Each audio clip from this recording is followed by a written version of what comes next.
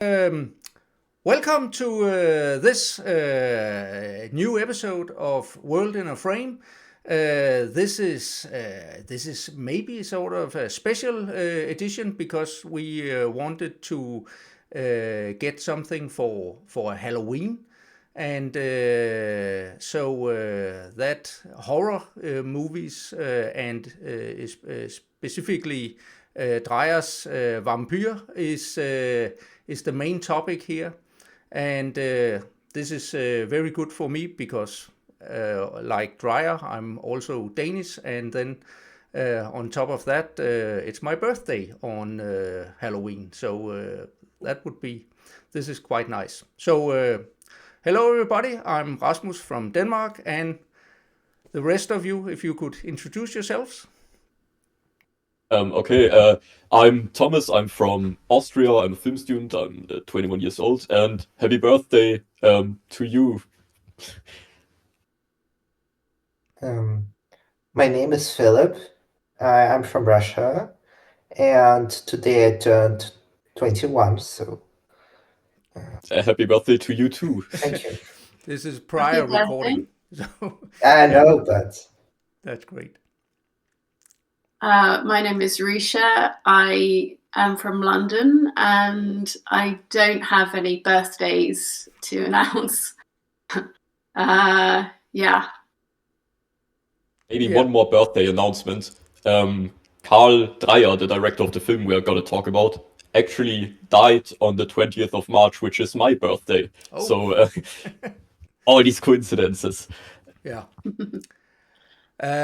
Yes. Well, I would like to start a little talk about who Carl Th. Dreyer was, because as mentioned, he was a Danish filmmaker and probably one of the most important filmmakers from Denmark. The only other one I can think of who had the same impact or influence on cinema would be Lars von Trier from Denmark. And Dreyer, unfortunately, if I go ask most people younger than me if they know Dreyer, most of them will never have heard of him at all. And people my age and older, some of them, quite a bit, will know his name, but for the most part, they will never have seen any of his movies. So unfortunately, Dreyer is very well known within the cinema community, or people who really love cinema. But for a general audience, he is mainly unknown, and that's really a shame, because he made some very interesting movies and inspired a lot of directors. And preparing for this episode, you guys also had some videos and things you found online, and there's many things done to try to explore Dreyer. I myself have several books, both biographies and things, books exploring his art and so on. So just to show how important and he was in cinema, that so many writers has made books and explored him. When this movie Vampyr was filmed in 1930.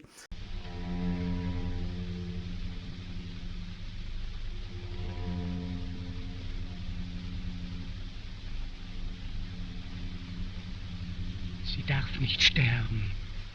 Hören Sie?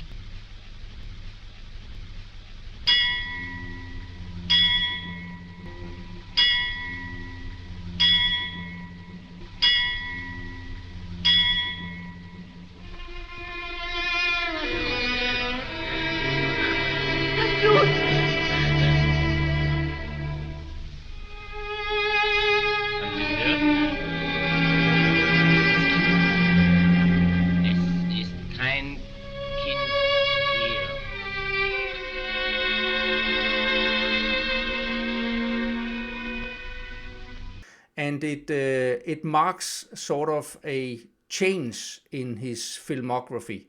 We have sort of and also because this was his the first movie that was made with sound. All the prior movies were silent movies. And when I rewatched it, I actually found it quite interesting because the last movie we watched was the one Dementia that Thomas showed us, and we also had this that in reality it was a sound movie, but nothing was said, so it had the sort of the properties of a silent movie, and the same is actually true here, because in Vampyr we get this storyline, but we have the text, some of the text boxes that we know from the silent cinema, and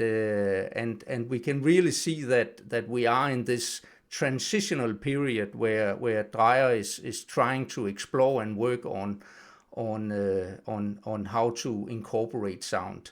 In reality, he wasn't really fond of many talkies, because he loved images more than talking. But this movie is basically a vampire movie, and made to seem like sort of everything is in a dream or in a dream state. But I'm curious to hear how you guys what you thought of this movie. So I've seen this film 3 times. I just rewatched it a few days ago for this episode, and it's really strange how my opinion about the film has evolved during these 3 watches, because on a purely I guess rational level, I still think about this film pretty much the same as I thought about it the first time I watched it, which are these striking visuals, of course, that it has, really innovative filmmaking, which I always appreciated when watching it. But especially the first time I watched it, I still felt that it was kind of confusing, a bit convoluted, maybe even a little bit boring at times. The second time I watched it, I felt less so. And now this third time, I really truly fell in love with this film. I think it has a very unique, in my opinion, even really calming and meditative atmosphere. Like I don't know, it has become somewhat of a comfort watch for me. I could just throw it on and be absorbed in this strange world, which is funny that I thought of this film as confusing, because the actual story, which I think I only really got this time around, is actually super simple. It's a really straightforward vampire story. It's very similar to Dracula. Of course, the film Vampyr is based on, I think, a book called Camilla, which I haven't read. It came out some decades earlier, even to Bram Stoker's Dracula. But the similarities are very obvious. We have this young hero who comes into a strange town. There are these rumors about a vampire, and he sees the victim who is suffering from this disease and has the marks on the neck. He hunts down the vampire. They drive a stake through her heart. It's all very standard stuff for vampire stories. But the way the film tells it is in this very weird, nightmarish, surreal kind of way. You're never quite sure what's real. You're never quite sure what the characters are on about. You've already mentioned it's basically a silent film. It was shot as a silent film, but there is dialogue that was added in post. And actually, I think, I'm not sure if the film was made in 3 languages, French, German, and English. I think the English version was never finished, or at least there's no surviving copy. I've never seen the French version. I'm not sure if that one exists. But I've seen, of course, the German version, which is widely available. And the dialogue is so strange in places. one of the most fascinating moments to me, it's a very small moment, is when the victim of the vampire is lying in her bed, and she has to get a blood transfusion from our hero. And then our hero wakes up, or is like half asleep on the sofa somewhere outside the room. And from the room, the doctor who did the blood transfusion is talking to him. And the doctor, as we later find out, is a servant of the vampire. And our hero, Alan Gray is his name, he wakes up and he looks down at his arm and he asks, where's my blood? And from the other room, the doctor is like, what are you talking about? Your blood is here. And I don't know, I think that's such a strange way of phrasing the sentence. I'm not sure if it even comes across well in translation, but I'm a native German speaker, so to me, I see this film maybe a bit differently than people who don't speak German. But yeah, it's very eerie. Also, this dialogue about with the same doctor about how Alan Gray says that he can hear the dogs bark, and the doctor answers that there aren't any dogs. But and then Alan Gray says, "Don't you hear the baby cry?" And he's like, "There are neither, or the child. There are neither dogs nor childs here, nor children here." And it never gets explained. I have no idea what this guy is on about, but it's so strangely fascinating. Yeah, I'm sorry, I'm rambling about random details again. But yeah, all in all, I do really love this film. I think it's a masterpiece, a seminal work of cinema. And yeah, I guess that's it for now from me. I'm sorry if I'm rambling too much. Oh, that's great. Risha. Okay, so yeah, so first of all, I thought, immediately going into this film, first of all, we learn that to Alan Gray, that we're following, we're sort of seeing things from his perspective, basically. The first kind of, what's it called when they have the card on the screen and there's a bit of explanation as to scene setting, what's happening. And we learn that he's a wanderer who's got an interest in the supernatural. And we see him walking through this foggy landscape, and he's carrying a fishing net. Which is, maybe symbolizes something, he's looking for something or hunting something, I don't know. But he comes to a lodging house. And so that's the first scene. And then behind him, there's a figure carrying a big scythe over his shoulder. So, immediately we're thinking about death, this very prominent symbol of death. And the guy with the scythe is standing at the shore of a foggy lake. So everything outside is pretty foggy all the time. And he's ringing a bell to guide a boat across the lake, I think, to kind of guide them through the fog. So then, as well as death, I'm thinking about, the river Styx and things like that, and we're on this side of the river, where there's a lot of spooky stuff happening, as we find out as the film goes on. And these, what I guess I found interesting in this film is that these symbols of death appear again and again, different symbols, but, they appear throughout the film, like, sort of reminding us of what we, the theme that we're kind of dealing with here. And the second thing that you mentioned, Thomas, was that the film came out around the same time as Dracula, right? I think you said, Yep. or in the same kind of time.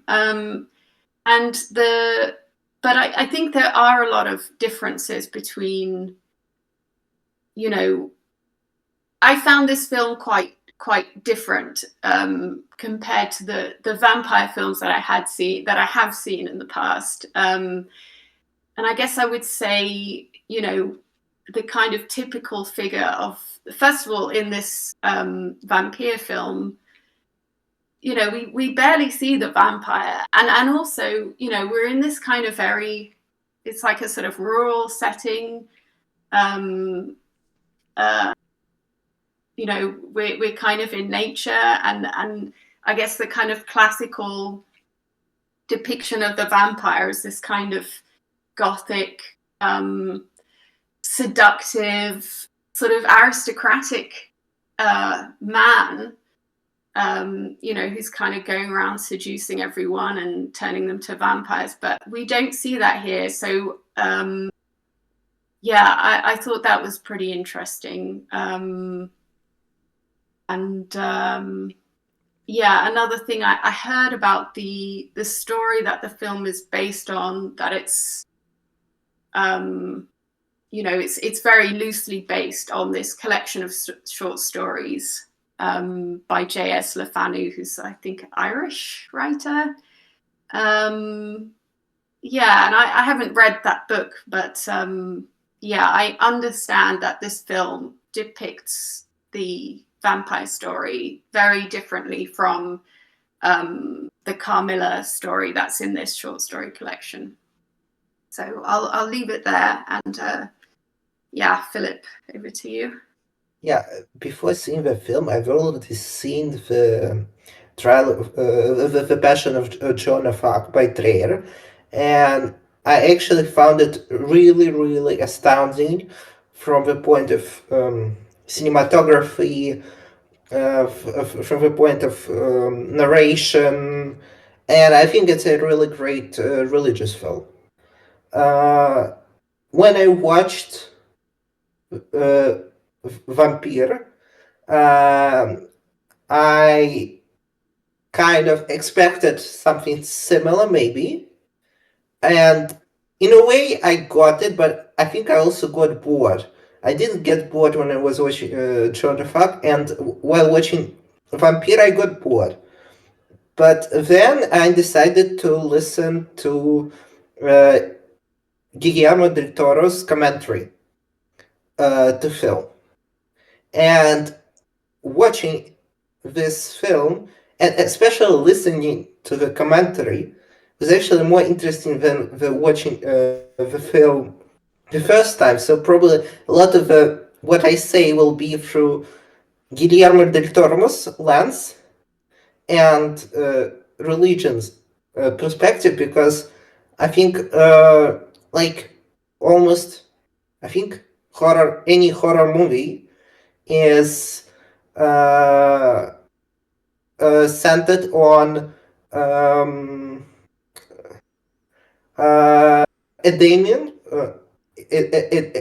a demon possessing some kind of creature, or maybe a creature that was created by demon, and there's no other way to, you know, properly analyze a horror movie without talking about religion. And also Halloween is connected to religion because it's the eve of All Saints Day. And what I didn't like about the movie is that there was probably the character of Ellen Gray was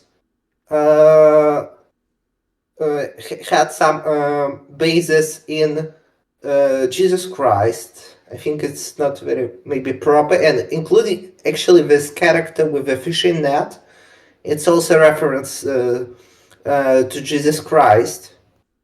But other stuff, like what Guillermo del Toro said, that this film is a memento mori, I agree with it. It basically reminds us of, it's supposed to remind us of death. It's from a very Lutheran point of view that a person can be saved only through grace, and this victim of a vampire saved only because, you know, there's grace, this man who reads about vampires, who understands that what he needs to do to save the victim, kill the vampire, does it. Now that I think about it, I think more highly of it. So, not to the level of Joan of Arc. I don't think it's like masterpiece overall. Although cinematographically, I would agree that it's a masterpiece. How Guillermo del Toro pointed out, there's this final scene with whiteness, and he said that white color is the most difficult color to, from the technical point of view, to depict. And I guess I have to agree with it, but it's still a very interesting movie, and I think it also perfectly fits the Halloween theme. And I think there are when all of most of Dreyer's movies have religion as a basic theme in them, and especially how it affects people. And we can talk about that later, because this is closely connected to his own upbringing and his own life. This, I think, it's interesting when you mentioned, Risha, that it reminded you of the different vampire, or the way that vampires are depicted. I read somewhere that in the very old tradition, Eastern European vampire tradition, vampires were regarded as spiritual creatures, and the thing that Bram Stoker did when he wrote Dracula, and later on when it was depicted in movies, it made the vampire more flesh and blood rather than the spiritual character. And I think that Dreyer here is once again putting more meaning into that this is sort of a spiritual entity, rather than the more physical one, and I think that's quite interesting. yeah, that definitely Also, makes the movie more powerful, because it brings from common world with some fantastical creature more to the metaphysical, I think, world. about the religion, this is another thing that I thought was very interesting, in the way that Vampyr is different from, for example, Dracula, the famous movie with Bela Lugosi, or most iterations of the character, that the religious aspect is never as, I guess, obvious, or as big a part of the story as you would expect. Like, the famous image of Dracula is, of course, repelling from a cross. Something like that was apparently planned for Vampyr, but was either not filmed or later cut out, which I think is very interesting. That's also something that reminded me of Nosferatu, where there's also almost a total lack of religious imagery. And funnily enough, earlier today I read an interview with the lead actor from Vampyr, who is also the person who funded the film mostly. And he said in this interview that he gave in the 60s, that the only other horror film he has ever liked was Nosferatu. So I don't think the parallel is too far-fetched. But very interestingly, this is another thing that you can only really get from this film if you understand German, because the subtitles don't translate it. And I understand why, because a lot of the vampire mythology we get through reading a book in this film. So the main character, he gets a book and we read it with him. And sometimes the camera cuts off the last sentence from a page. And you have no chance of reading it if you are not a German speaker, because the subtitles don't translate it.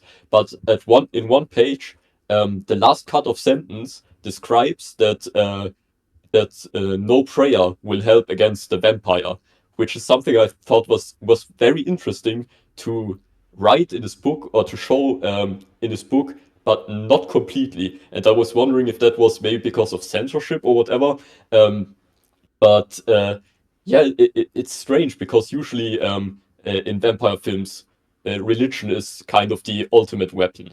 It's the belief of the good versus the bad, the evil, the shadows, and so on. And to explicitly kind of state in this film that prayers or religion in general, I guess, wouldn't work to fight a vampire, yeah, was an interesting decision, especially the way it's presented in this half cut off kind of way that most people probably wouldn't notice. Even most German speakers probably wouldn't read this cut off sentence. So yeah, maybe you guys have thoughts on that, because that really surprised me when I realized it. Well, we don't really know, but it's important to realize that Dreyer himself were not particularly religious. He made movies about religion, but with every inch of his body, he hated sort of the what do we call the laws, all the things that. People can believe whatever, have faith and so on, but the dogmas, the rules, all of these things he hated the with institutions of yeah, religion. yeah, the institutions, Okay. yeah, exactly, and that's what he explores in say that the Passion of Joan of Arc. It's the church that brings her down. And he has other movies prior to this where we also see this. I can't remember what it's called in the English translation, this with Leaves of Satan's Diary or something translated, where we get Satan depicted in different time ages, and several of these depictions are monks or religious people high in the institutions who are in reality Satan incarnated,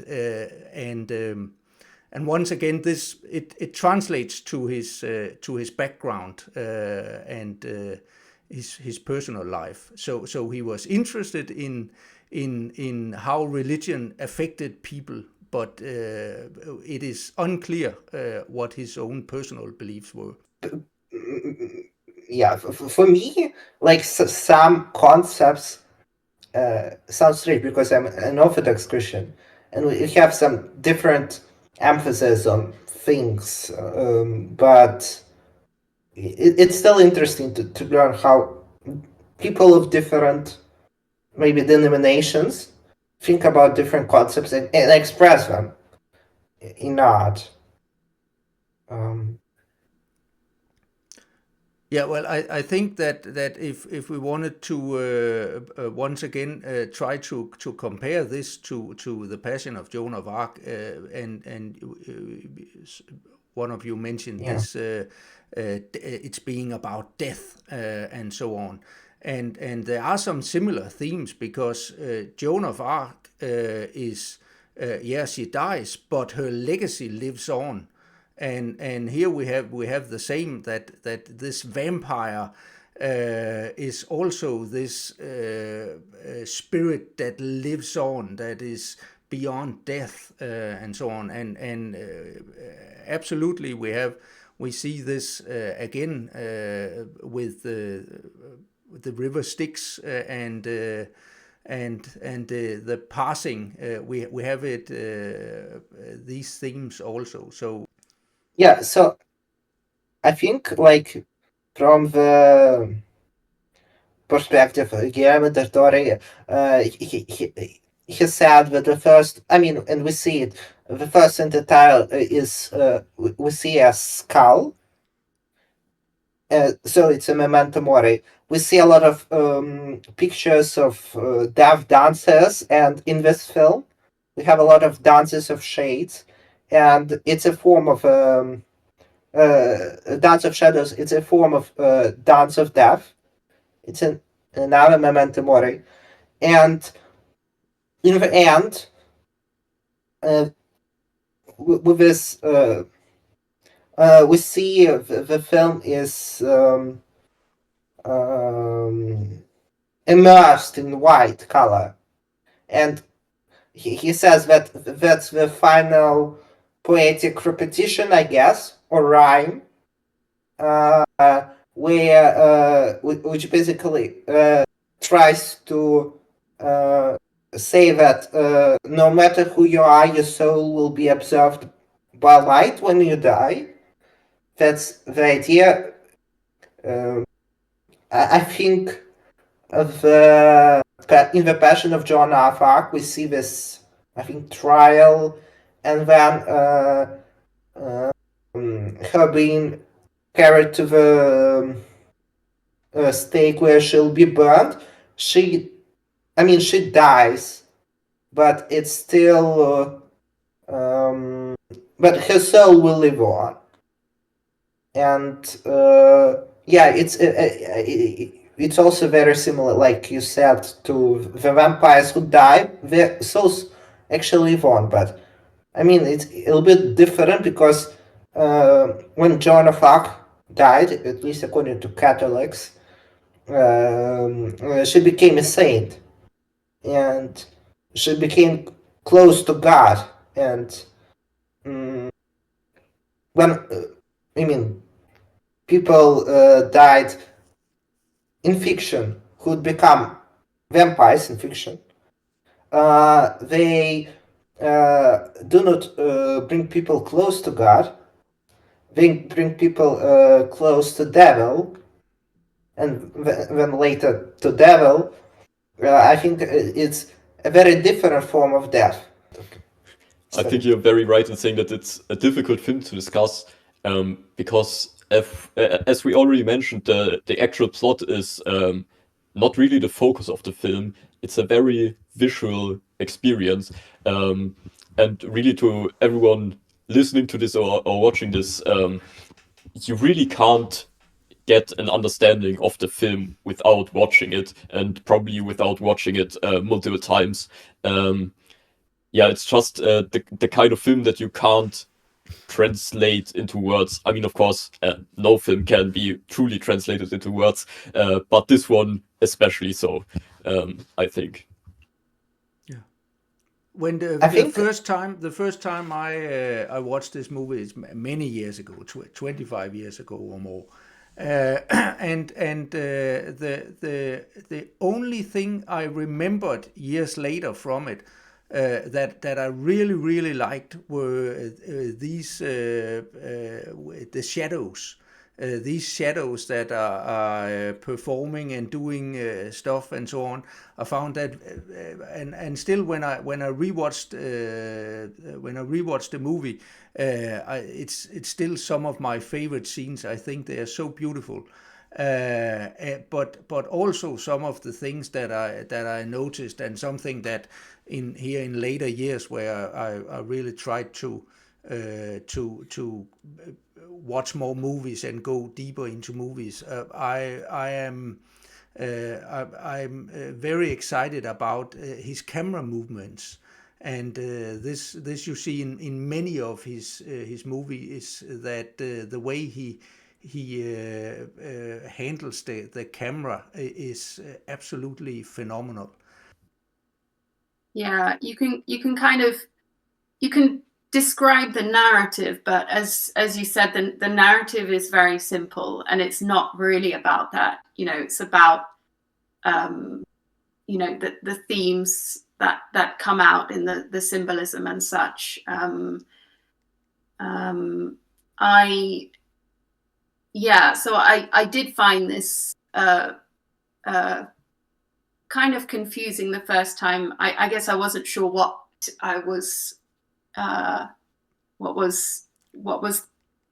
kind of film it would be before I watched it the first time. So I was surprised by that, but as you said, the narrative is the story, I would say, is very simple, and then you can, once you've got a grip on that, you can start to really look at everything else, all the ingredients that go into making what you eventually see on screen, which I think, it becomes quite clear quite quickly that it's a lot more than just the story itself about the vampire and everything. I mentioned at the top that is reading about Dreyer and things and interviews he'd given, and there was this interview, it was a radio broadcast that he gave in 1958. It was like a sort of essay, which maybe it's in writing somewhere, but I just found it on YouTube, and it was very, very enlightening for me to hear him talking about his process and what he's trying to do, I guess, at that time at least, because I also heard that the style in each of his films is kind of changing, that he doesn't kind of work in one particular style. But if I just read quickly some things that he said, so basically 1958, and he says, he makes comments to the effect that, at the time in these earlier decades, that we'd got this new technology of moving pictures, but he saw his task to not just reproduce reality, but to take it beyond that. He said, we must use the camera to drive away the camera, which I thought was pretty cool, to make ourselves master of it. Not until the film cuts off its earth connection will we be able to fly into the sphere of imagination. We must give film a new language of style and create a new artistic form. So I found this really informative when I went back and watched the film a second time. And he also discusses how he uses abstraction, or how he, I guess, looks at a theme, or maybe, I don't know if he started with the theme first or if he started with the source story, and then, derived a theme from that, but then abstracted the story to really focus on the key elements. And he talked about removing all the unnecessary elements, which I think really comes out in this film. It's evident in this film, and I would say that explained for me a lot why the first viewing was kind of disorienting. It's not, you're trying to look for a story, you're kind of desperately trying to find a storyline the way that like a conventional film would, but it's almost as if he's kind of taken that away and he's really focusing on his someone used the word poetry. I think Guillermo del Toro used this word poetry as well, and it is reminiscent of poetry with the repeating to get deeper into whatever theme is under discussion. So I thought that was quite cool. And he used this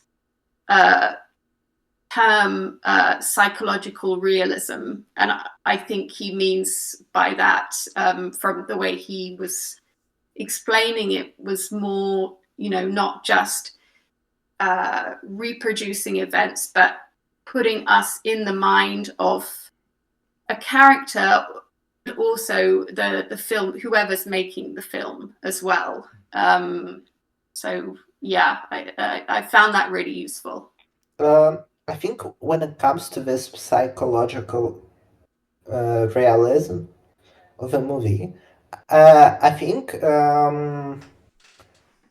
I may be wrong, but I think Dreyer wanted. I read somewhere that Dreyer also wanted to make a movie about Christ, and I think he wanted to make it in a realist, humanist way to make him more of a human.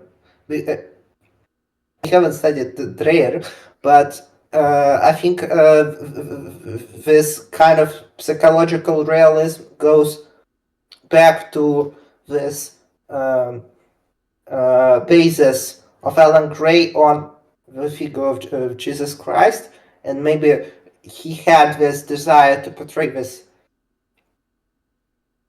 So he never made that film, is that right? No. Oh, okay.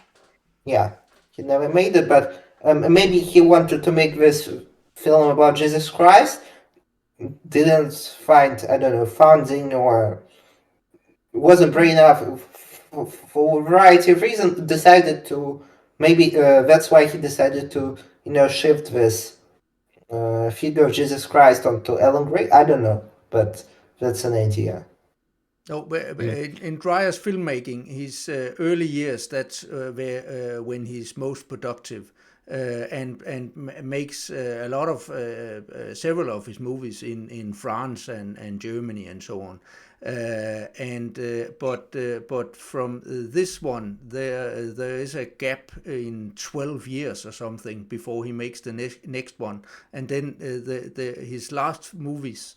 They are 10 or 12 years apart. So he's his production is very, very small after this, and he has a couple of other film projects that he's sort of trying to work out, but is never realized. Part of the reason, of course, being that most of his films were not very successful financially. I think Vampyr was probably his biggest financial failure.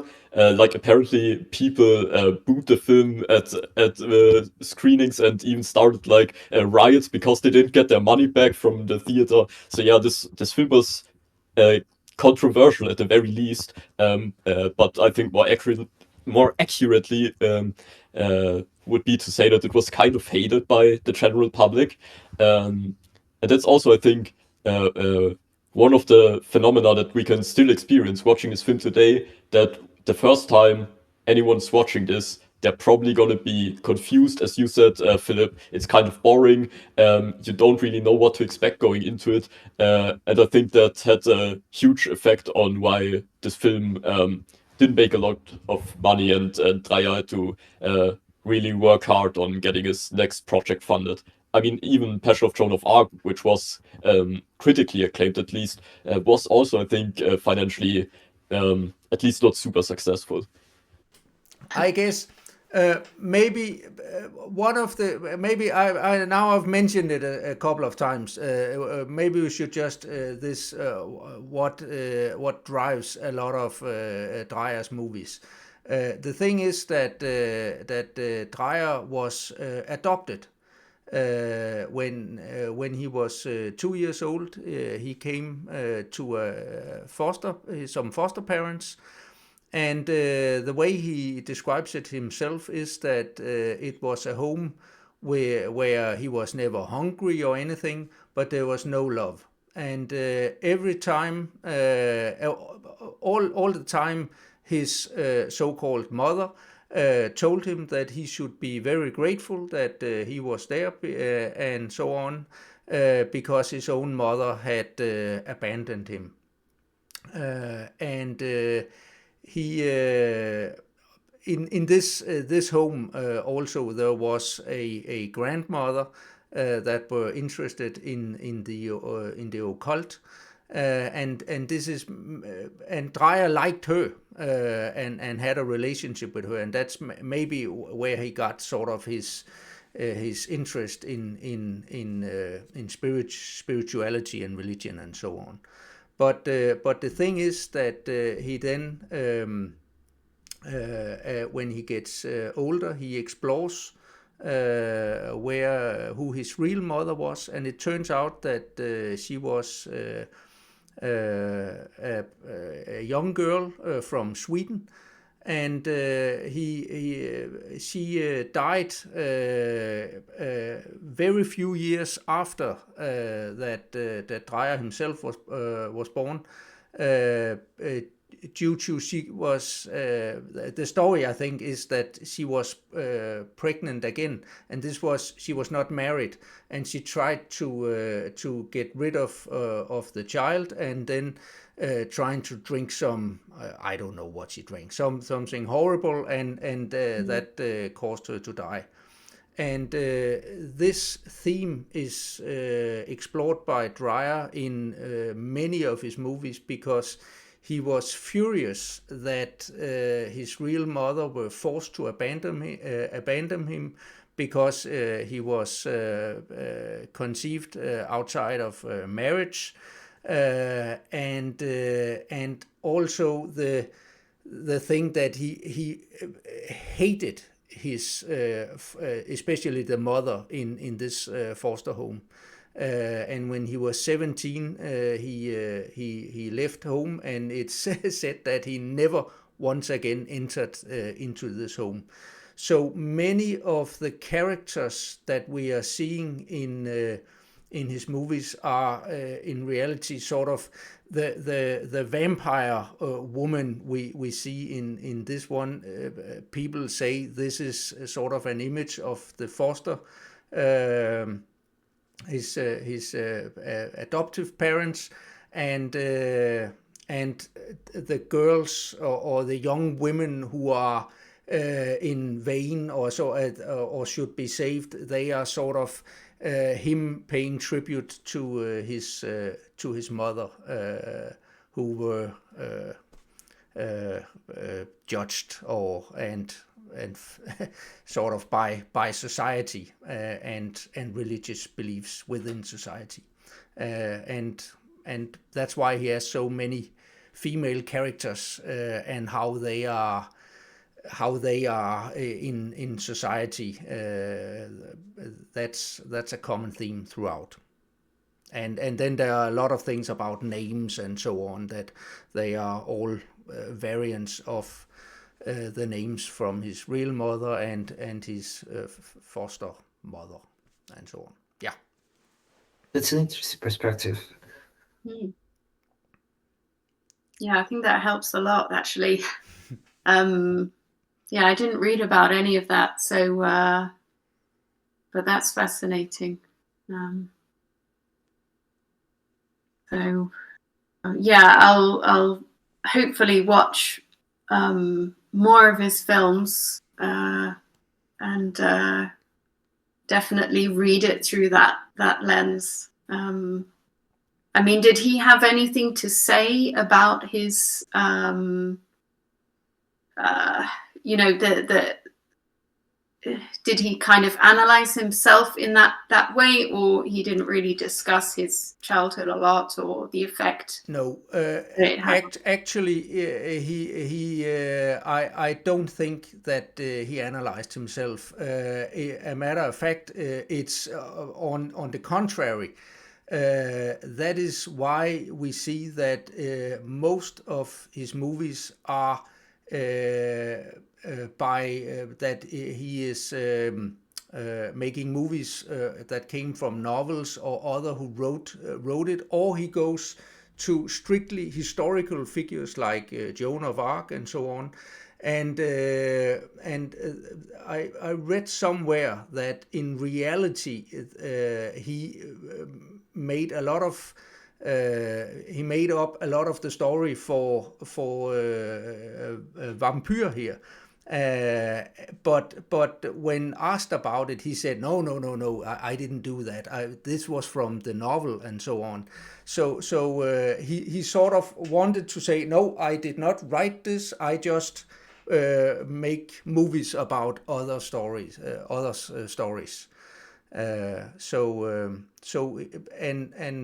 He was also after this one. This is when he started mentally having some breakdowns and so on. So he was fragile at some points. But yeah. And one of the things that is mentioned as one of the key points is that probably his most famous, at least in Denmark, is the one that's called Ordet. It's for some reason it's the when translated into English, there is no translation, and then everybody says Ordet, and it should be translated into the word. I don't know why there was no translation, but that movie is from a famous Danish poet, and he all the characters are having the same names as the poet wrote them, except for one who was called Marie, and Marie was the name of his adopted parent, his adoptive mother's name, and that's the only name he changed in the movie so that she would not be called Marie. And that's some of the things they try to analyze in how to interpret and can say that he really constantly reflects upon his upbringing in his movies. Funnily enough, since the voices in this film are all dubbed, actually the actor who plays Count Orlok in Nosferatu, Max Schreck, voices one of the characters in Vampyr, which is really cool. I think he voices the old guy who basically gives Alan Gray the book and who gets killed later on.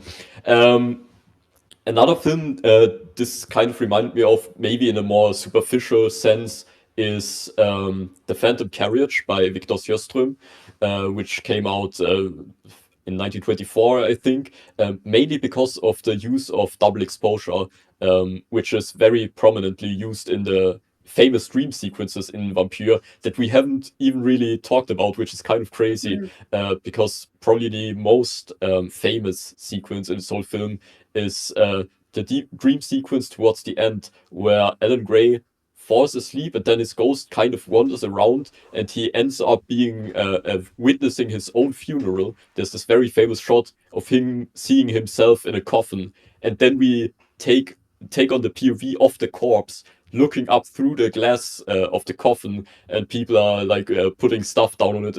A very striking scene. And another thing that I think I only really took notice of this time around when watching it is that this whole dream sequence happens while the story is basically at its climax, and Alan Gray just straight up isn't a part of it. He's like sleeping on a park bench or something, and someone else opens the grave of the vampire and actually kills her, which is such a weird choice to basically have the main character not be part of the film's finale in that sense. And it just goes to show that the film really isn't about narrative, but about this very subjective personal experience of Alan Gray. It also reminded me a bit, maybe I'm out of line because I'm really far from an expert, but it reminded me a little bit of Kafka and his characters kind of stumbling into these weird, absurd scenarios that they don't understand, which you could maybe even say about Joan of Arc, who's also, I mean, literally a part of a trial. I don't know. I'm, again, not very well versed in Kafka. Maybe one of you is. And another, I mean, of course, the comparison to Dracula is kind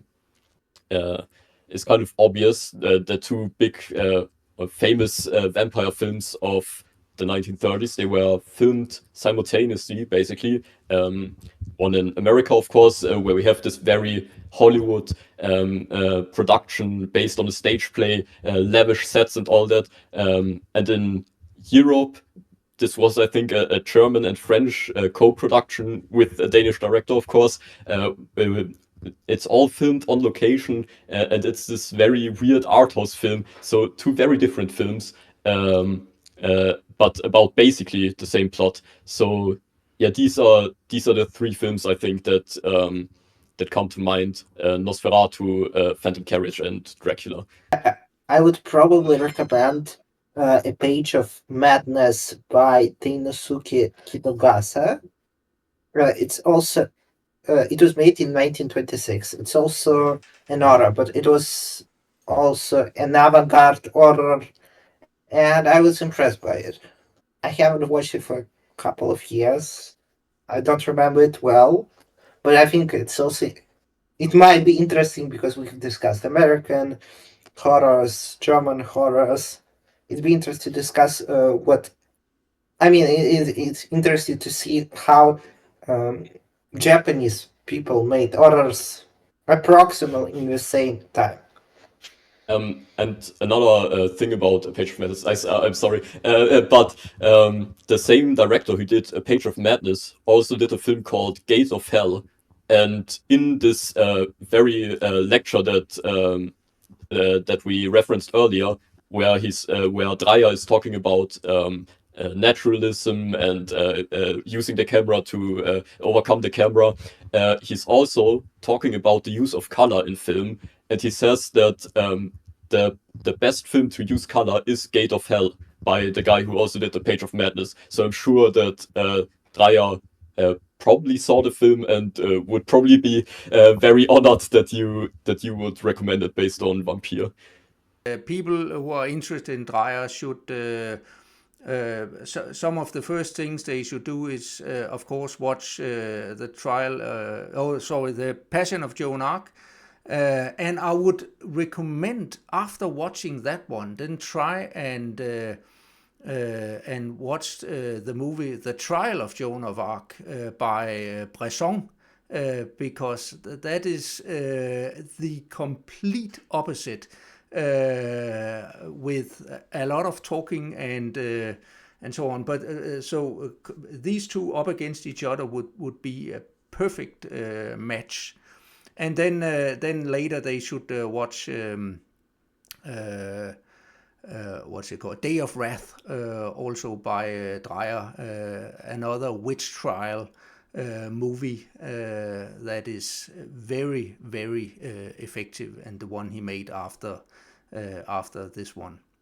And for Halloween, if you want something, I just recently watched.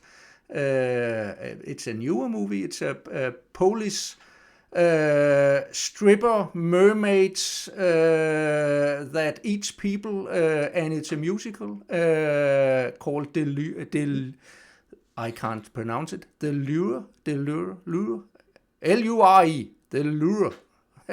And I watched it on Criterion, but it's I found out it's also on Netflix. I have never ever seen anything like it. It's very strange, it's very bizarre, and it's very fascinating. And then of course, try and watch that. It's so I don't really have anything to add to these really great recommendations from you guys. I guess I was just mentally reevaluating Guillermo del Toro's work as I was, watching his commentary or listening to it. So that was my only thought, really. Thanks everybody for listening or watching, and have a happy Halloween. Yeah. Bye. Bye. Bye. Nice to speak to you all. And I